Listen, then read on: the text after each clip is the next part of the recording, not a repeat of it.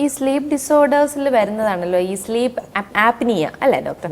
അത് എന്താണ് ഡോക്ടർ? അങ്ങനെ വരുന്ന ഒരു കണ്ടീഷൻ എന്തായിരിക്കും? സോ അത് sleep apnea, obstructive sleep apnea എന്ന് പറയാം.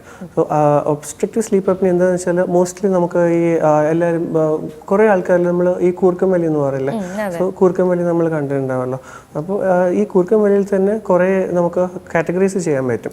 സോ ചിലർക്കൊക്കെ മൈൽഡ് ഇങ്ങനെ ഒരു കൂർക്കം വലി മാത്രമായിട്ട് പോകുള്ളൂ. അത് ഒരു കൂടെ പാർട്ട്ണറിന് ഒരു ഡിസ്റ്റർബൻസ് ആണെങ്കിലും ആളിനെ അധികം എഫക്റ്റ് ചെയ്യാത്തൊരു സ്നോറിങ് ആകാം.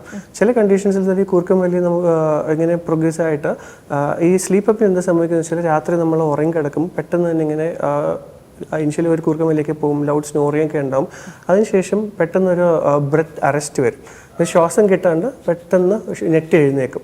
അതാണ് ഈ ആപ്നിയ എന്ന് പറയുന്നത്. വേറെയും കാറ്റഗറീസ് ഉണ്ടെന്നല്ലേ ഡോക്ടർ? അത് അപ്നിയല്ല, നമ്മുടെ കൂർക്കം വലി സ്നോറിംഗ് അല്ല, ഈ സ്ലീപ്പ് അപ്നിയ പറയുന്നത്. സ്ലീപ്പ് അപ്നിയ എന്ന് പറയുന്നത് നമ്മൾ പെട്ടെന്ന്, അപ്നിയ എന്ന് പറയുന്നത് ബ്രീത്ത് അറസ്റ്റ് ആണ്. സോ ബ്രീത്ത് ഇങ്ങനെ പെട്ടെന്ന് സഡൻ അറസ്റ്റായി നമ്മൾ നെറ്റ് എഴുന്നേക്കും ഉറക്കത്തിൽ നിന്ന്. സോ അത് യൂഷ്വലി പ്രോഗ്രസ് ആയിക്കൊണ്ടിരിക്കുന്ന സമയത്ത് അതിൻ്റെ ഒരു ഫ്രീക്വൻസി കൂടും. അത് രാത്രിയിൽ തന്നെ 3 തവണ 4 തവണ ഇങ്ങനെ നെറ്റ് എഴുന്നേക്കുമ്പോൾ അതുകൊണ്ട് പിന്നെ നമുക്ക് ഹെൽത്ത് ഇഷ്യൂസ് ഒക്കെ വരാറുണ്ട്.